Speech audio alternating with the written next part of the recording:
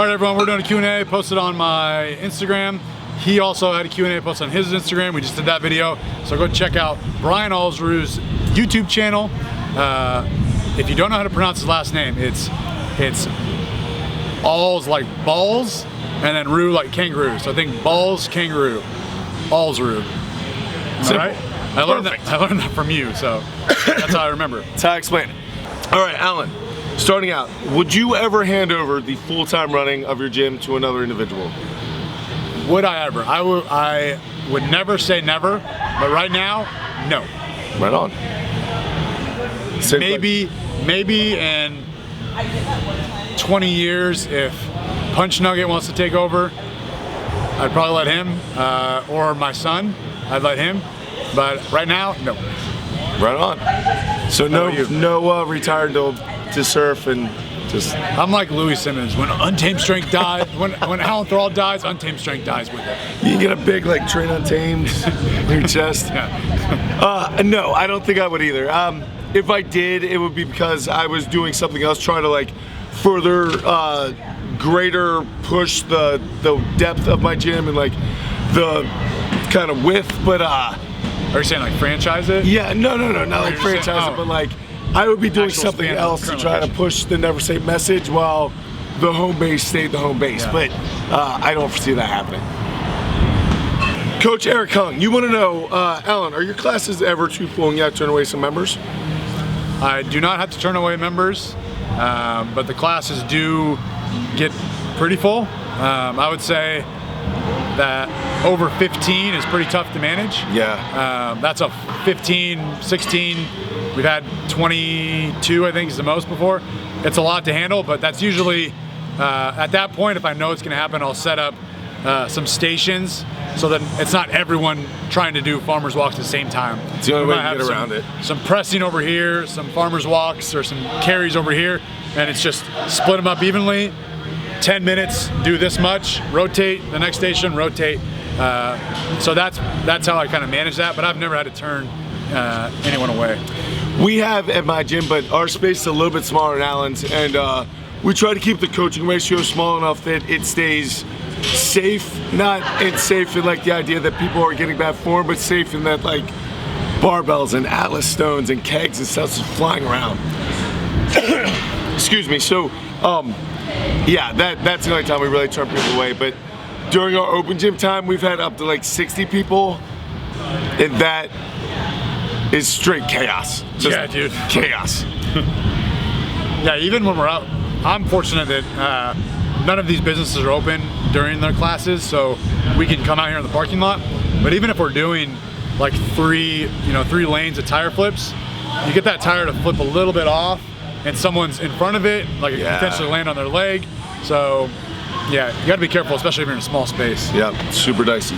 MJang asks, what's something you spend a lot of time doing every or most day away from the camera that's most important to you? It's most important to me.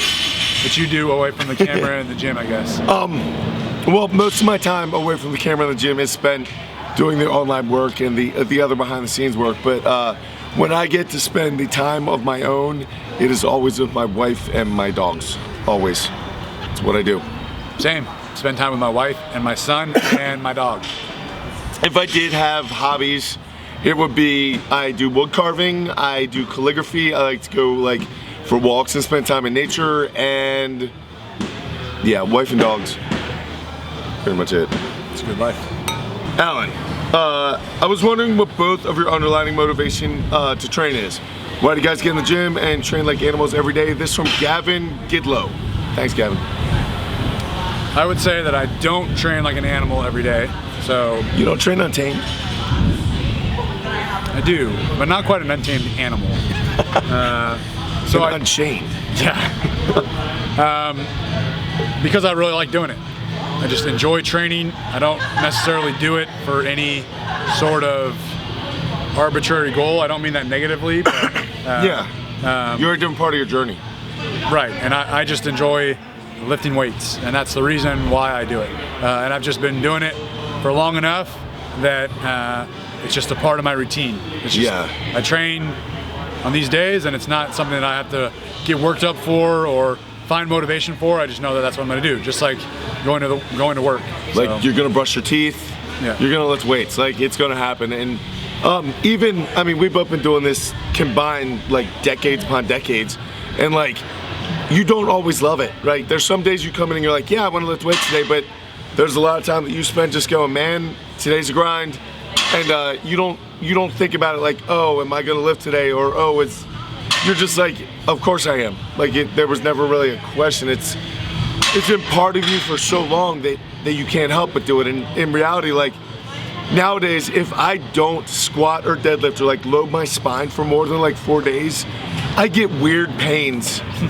like I hurt my back deadlifting. Like it feels like I got hurt because I didn't do some sort of abuse. So like now my body's so used to it that there's some ways that I almost have to.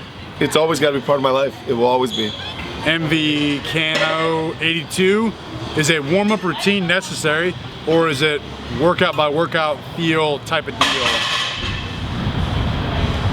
I feel like that's a very like person to person thing. Like because if Alan has an old knee injury and I have an old shoulder injury, like our warm-up routine should probably look different, right? Like it's just like if he has a weak bench and I have a weak squat, our program should probably look a little bit different. And obviously, I think everyone should get their body heat up. They should get their heart rate up. They should be breathing hard. They should blow out their first lung. I truly think those things should happen during your warm-up. But outside of that, I think it should be very specific to the things that you need to hit to get ready for that workout. I mean, yeah, 100% agree. I think that yes, you need to warm up in the sense of, hey, I'm going to squat 405 today. Yeah, you don't need to warm up, just go put it on and squat it. Right? Obviously, warming up with the bar, increasing the weight is a warm up in itself. Yeah. I usually go to the gym and I'll do a couple sets of box jumps. I'll just squat down, jump up there, squat down, jump up there. And that's the extent of my warm up. I don't get to the gym, lay down on the floor, roll around on a cross ball, and foam roll. I used to, but I don't like foam rolling. I don't like sitting there and static stretching because it's just a roadblock. I don't want to get to the gym and lay down on the floor and stretch. So I get to the gym, do some box jumps. If I'm squatting, I'll get under a bar, start squatting the empty bar. If I'm feeling particularly tight that day, I'll squat the empty bar for another set, and then I'll slowly warm up. Sometimes I'll go plate quarter. Sometimes I'm ready to go and I'll just add plates. So in the sense of like popular warm-up modalities, don't think it's necessary, but certainly warming up to your working weight is. And I almost always thinking about it, like by the time I get to like my working sets, like where I actually consider myself, I need to actually start taking things seriously, I'm almost always sweating. Even if I'm just working up plates, like I'm always sweating, like I'm always breathing hard. My mind has switched over from like the thing I was doing before. Now I'm engaged in the workout, like everything's coming together, but very much like you, I get in and I do something explosive before I move anything heavy. I have moved quick and explosive because I want to move light things like they're heavy and heavy things like they're light. If I'm not doing that, you're training your body incorrectly, I think. I really do. Jimmy Toes, any suggestions for a DIY sled? I have a video that's called like DIY strongman, something like that, but it was what we did at Untamed Strength in the beginning. Car tires, just old car tires with no rim. Yes. And then toe straps from Home Depot connected to the tire, and then we'd carry a keg, drop the keg or a sandbag on the tire, and then drag that. Yep. That's my DIY. Some people take that same tire and they stick an eye bolt through it if you want to get like super high and technical, but like the level of DIY strongman equipment or gym equipment in general is strong. And if you have a little bit of skill either with welding or woodworking and you look online, there are people with entire gyms built with nothing but lumber. So it's out there. You can definitely do it. Yep. All right, Alan. Rich Rob 519 wants to know, what is your greatest accomplishment as a human? This is a deep question. You have an easy answer. I have an easy answer. My answer should be my son. My answer should be birthing my dog. There's our answers. Brian talks a lot about conditioning after training sessions. What's his favorite conditioning workout? This is asked by Taylor, the bassist. I wouldn't say that I have a favorite conditioning like workout per se, but I really like doing things on the clock. So one of my favorite things to do is every minute on the minute, just meaning that every time that second hand gets back up to 12, it's your turn to go. And in that minute you fit whatever you want. So for body weight exercises, I might do something like 5 burpees, 2 5 squats, 5 push-ups, 20 mountain climbers, 20 jumping jacks, and then you get the remainder of the minute to rest. That'd be a really easy body weight one, but a great one is like carries. So grab like a sandbag or farmer's carries or your heaviest dumbbells. At the top of the minute, you pick them up, you carry 100 feet, you put them back down, you rest. The remainder of the minute, at top, you go again. And you do that with triples in your squats or clean and presses or anything. You can just use that time modality as one of the easiest ways to get a ton of work done in 10 minutes, and you always have to answer the bell, right? So every time that thing comes back around, you hear that 3, 2, 1, and you have a choice. You're like tired and you don't want to do it, and you're around 4 and you're doing the math, you're like, I got 6 left, like blah, blah, and when that thing comes back around, you have that choice, and I love having to make that decision of like, how are you gonna respond to this? Are you gonna try to survive it? Are you gonna like take that last 10 seconds, get your hands off your knees, stand up and say, let's go, 3, 2, 1, I'm attacking this, and then recover again. And I love that. That's just, it's so helpful for my mindset, and so I end up doing top of the minute every minute for a lot of stuff in my workouts, just because from my brain, I love it. How about you, man? Do you do much conditioning? No, it's usually in the form of strongman, if I'm doing strongman. Yup. Sometimes I'll do the assault bike in there, but it won't be that hard. It'll be on an off day or after the workout. Sure. And it'll be EMOM stuff, like sprint for 20 seconds, coast for 40. Sprint for 20 seconds, coast for 40. But lately I have been doing, I just posted a week of training from last week, and I have been doing EMOM stuff for squats and deadlifts once a week. And yeah, like you said, it's nice to be on the clock to get a good amount of work done in a short period of time. And yeah, to just not really think about it, because if I'm, left to my brain to decide how long I need to rest when I'm ready, it's probably going to be longer than it needs to be. So Always. Just by going on a clock, I like that. Always stick your conditioning on a clock. You'll like it more, and you will absolutely work harder just because it keeps you honest. Tyler Morin, 95. What events would you have in your dream strongman competition? We answered this on the chicken wing video, We did. but that was if you had unlimited funds. But realistically, what are just a couple of events you would include in your dream competition? And I'm gonna say you're competing in the competition too. Definitely Atlas Stone to shoulder. I already know. What would mine be? Competitive naked dancing. After that.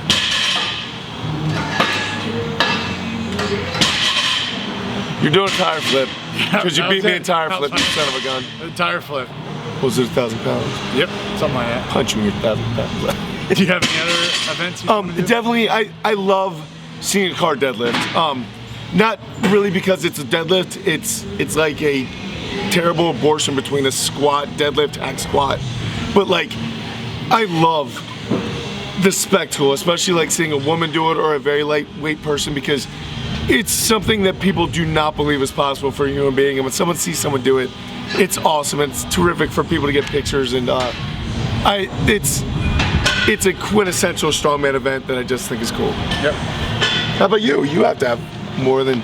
So we have tire flip, we have stone to shoulder. I would do probably an Atlas Stone medley, not reps over bar, but like a 5 Atlas medleys, Stone, yes. A 5 Atlas Stone series, I should say. Kind of like to barrels, like old school. That'd be cool. Yep.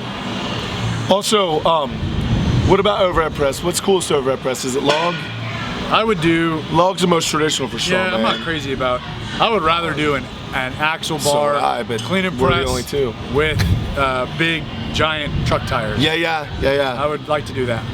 And I'm much better at actual clean and press, so I agree with you, 10,000%. I have the overhead presses, circus dumbbell can never show up again. Yeah.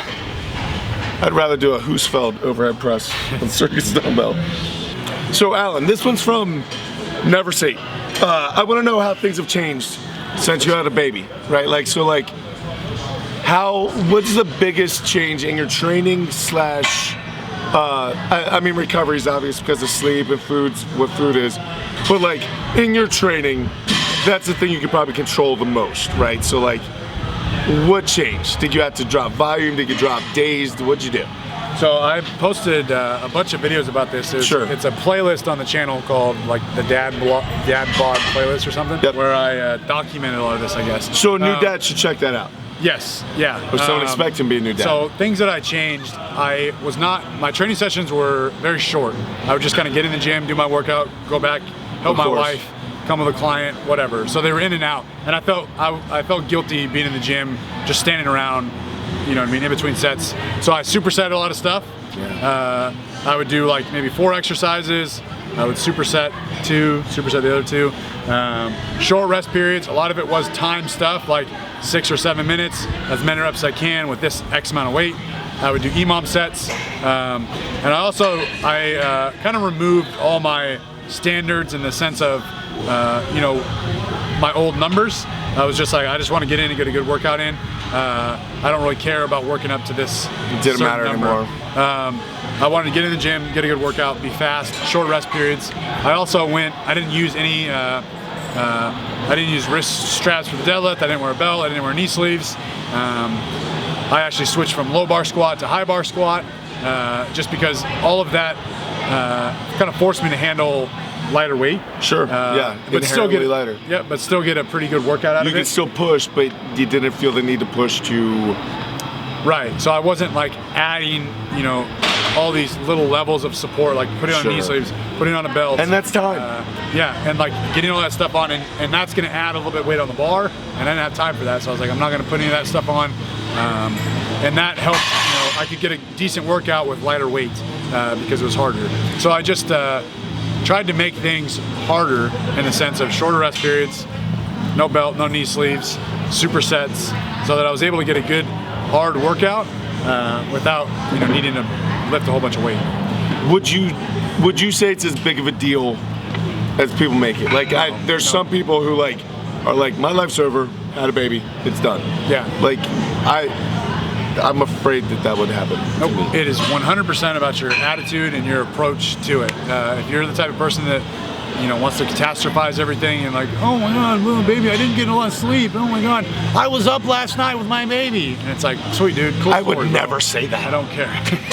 It really, like, people, even like nowadays, they're like, oh, you got a newborn. Oh, no sleep. How's your sleep? Probably not getting sleep. I'm like, yeah, whatever. A million other people have done it. You know what I mean? There's people doing it. Yeah. Millions of people doing it every night. I'm not like alone, and yeah, it's kind of hard to raise a baby, but no big deal. You know what I mean? Yeah. I've had much more difficult times in my life than raising, you know, a baby. So it was not that daunting.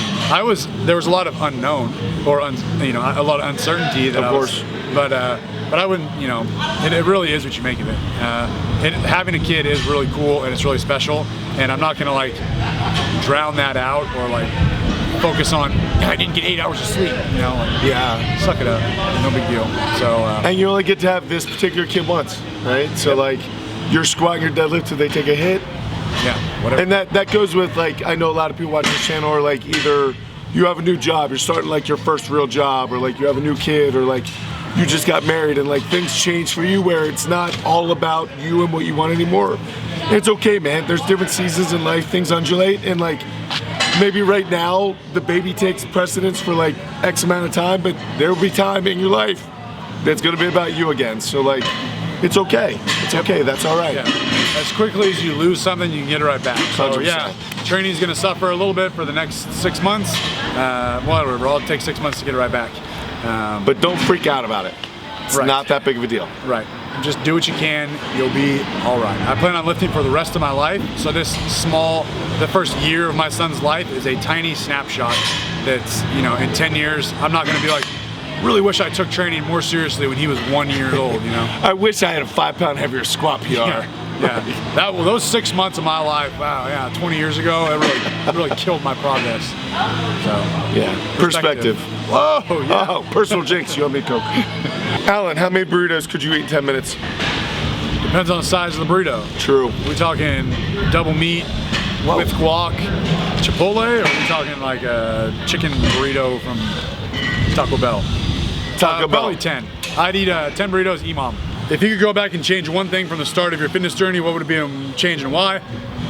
We just made a video about this. We did. I don't know if I already answered this. Is that or on if my? I already referred to it? No, you didn't. Is that was my channel or your channel? That was mine. However many things we would change if we were as beginner lifters. So go check that video out. Alan, what's your favorite musician? Favorite musician? Yes. Like Band, musician, I guess. I would say because I have the longest history with them, or it was the first band I really got into, was Metallica. So, is that what you said? Is that what you mouthed? No. Oh. What about you? Classical music? I am big on classical music. Are you? To be honest, if I do the same exact thing you just said, it's Sublime. Oh, nice. So dude. I'm in the right state. Good choice. Absolutely. Actually, my very first email ever for Hotmail was Brian_Sublime. At hotmail.com? At hotmail.com. There you go. I'm gonna send that an email. Go ahead. You and like they'll every respond single to it. YouTube, like all my YouTube comments, that's where they die. Like it all just gets sent like there. Sublime. Oh, what? What? Dang, you're way cooler than I thought. Killer Cruz, how much would you contribute your military training to how you are now in the gym, or were you both always this way? I don't think, zero. I don't think the military is something that I'm glad that I did, and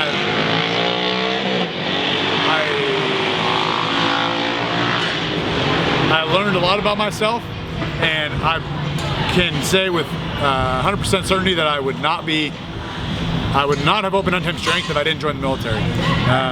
But I've always been pretty motivated. I've always been, I don't know, my personality, even before,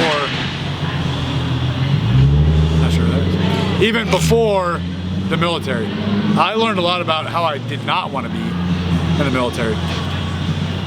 I would say almost the exact same thing. I think there's some people that a military type of structure. I was not in the military. I did stuff for the government, so it was like civilian side, but similar kind of backgrounds. And I would say for some people that structure is very, very important because they were unable to build that themselves, or they did not come from a place where there was a structured background, kind of where they learned. But for me, I came from a place that was about discipline and hard work and stuff. So I was who I was, and really so much of it was just about checking that box so I can move on to the next thing. You know what I mean? And it did not make me who I am whatsoever. At all. I think I joined the Marine Corps because of the type of person that I was. I would agree with Not that. because I was like, I need to change my life. It was just, that appealed to me because that was already kind of that regimented, strict lifestyle that I was living in. Yeah, exactly. Zeppelin fan.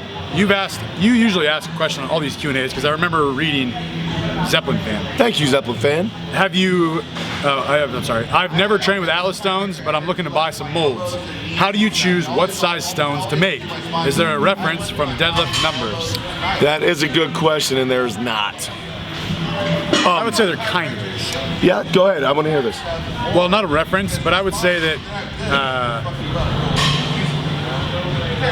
you should have start with between a 200 to 240 pound stone. Oh, absolutely. As a grown man. Yeah. I think that anything less than that, the stone is just too small. You can't really lift it up the same way. And you have too much arm. Yeah. You go like this. It's really small. You don't load it the same way. So the technique changes quite a bit as the stone gets bigger. Well, not quite a bit, but it changes a little bit. It does. So I think that a 200 to 240 pound stone is a pretty average, basic size stone.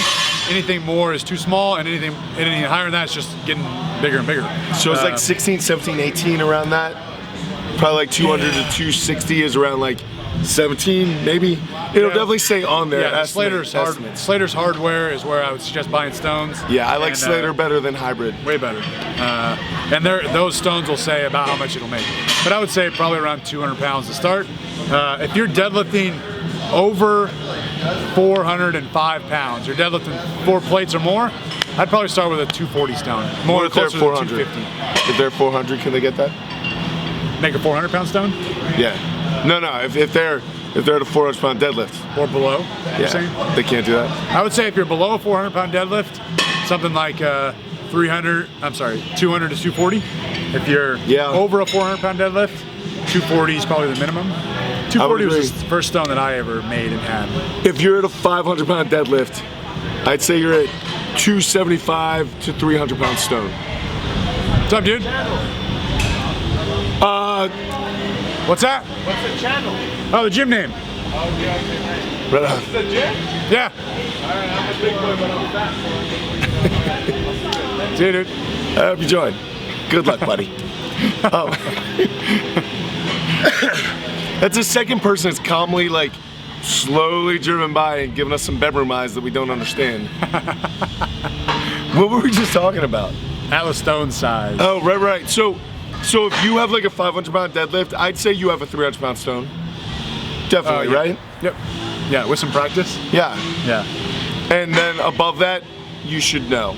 But the biggest problem that I see people have, same with sandbags, is that everyone underestimates what they think they're going to be able to do. So people are like, well, I'm a 200-pound man, I should probably start with like a 100-pound sandbag. And I'm like, a teenage girl is around like a 100-pound sandbag, right? Like, you should probably start somewhere around body weight. Like, think about your body weight for strongman implements, a keg, a stone, whatever it is. Like, that's kind of where you're looking. If you're going less than a 100-pound sandbag, I do have an 80 and a 60 here at Untamed Strength, so I can't really talk. But I feel like if you don't buy a sandbag, just go buy a bag of sand or a bag of concrete. Dog food. Buy some dog food. Yeah. You can get a bag of 80-pound concrete for like $4 at Home Depot. Yeah. Just go carry that around. Wrap some duct tape around it and carry that. But in strongman, carry stuff, loading stuff, anything, you're always going to be doing your body weight or above. Always. That's bare minimum. And also with farmers walk, if you're talking about implements, it will always be your body weight in each hand or above. So like, those are really good. They're tough numbers for someone just starting, but they're very that's a good place to be, right? Like if you can carry your body weight in a keg, you're a pretty strong individual, right? Yeah, good reference. Yeah. All right, dude, let's close it out then. Yeah, man. All right, guys, go check out his channel. He's got another Q&A. We got a bunch of other videos we're doing. And he's got a whole bunch of good videos. Thanks, guys. Brian Alsruhe, just type in the name. It'll be down in the description area. Thanks for watching. And always remember, train on time. Thanks, guys.